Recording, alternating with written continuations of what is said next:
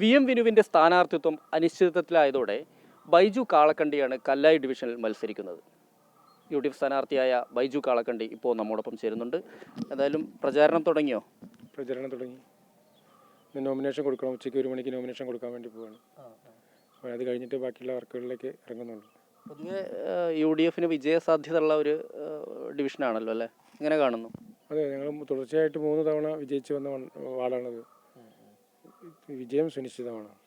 എന്തായാലും V M വിനുവിന് ആദ്യഘട്ടത്തിൽ അദ്ദേഹം പ്രചാരണം നടത്തിയിരുന്നു. ഇപ്പോൾ താങ്കൾ കുറച്ച് വൈകിയാണ് വന്നത്. ഇതിനെങ്ങനെ, ഈ ഒരു സമയത്തെ എങ്ങനെ ഇത് ചെയ്യാൻ കഴിയും? ഇത് മറികടക്കാൻ കഴിയും പെട്ടെന്ന്?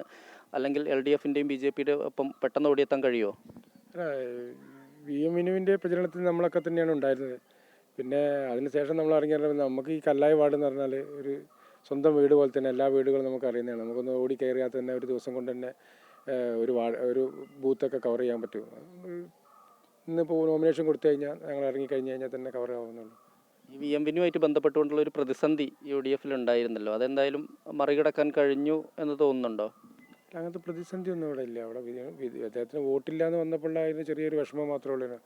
അദ്ദേഹത്തെ നമ്മൾ ഇരു കൈ നീട്ടി സ്വീകരിച്ചതാണ് അവിടേക്ക്. നല്ല രീതിയിൽ പ്രചരണം നടത്തി നിൽക്കുമ്പോഴാണ് വോട്ടില്ല എന്നൊരു പ്രശ്നം വന്നത്. അപ്പോൾ അതിലുണ്ടായ ചെറിയൊരു ഇതേ ഉള്ളൂ, വേറെ പ്രശ്നങ്ങളൊന്നുമില്ല. പ്രചാരണത്തിന് വി എം വിനു ഉൾപ്പെടെ എത്തുന്നൊക്കെ പറയുന്നുണ്ട്. അതേപോലെ ജോയി മാത്യു ഉൾപ്പെടെയുള്ള ആളുകൾ പ്രചാരണം നടത്തുന്നു എന്നൊക്കെ പറയുന്നുണ്ട്. അങ്ങനെ കേട്ടിരുന്നോ? അതെ, വിനോദിനെ ഞാൻ ഇന്നലെ വിളിച്ചിരുന്നു. വിളിച്ചപ്പോൾ ഇവിടെ മാത്രം കല്ലായി വാർഡിൽ മാത്രമല്ല 76 വാർഡിലും പ്രചരണത്തിന് വരുന്ന പറഞ്ഞത്. കല്ലായി ഡിവിഷൻ എങ്ങനെയാണ് പൊതുവെ ഇവിടുത്തെ ഒരു വികസന പ്രശ്നങ്ങളൊക്കെ എന്തൊക്കെയാണുള്ളത്?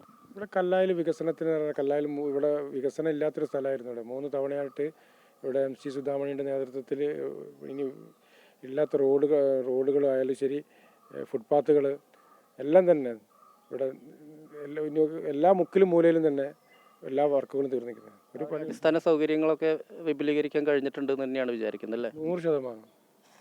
അവിടുന്ന് ഒരു വികസന തുടർച്ചയ്ക്ക് കഴിയും എന്നുള്ളൊരു പ്രതീക്ഷ തന്നെയാണല്ലേ?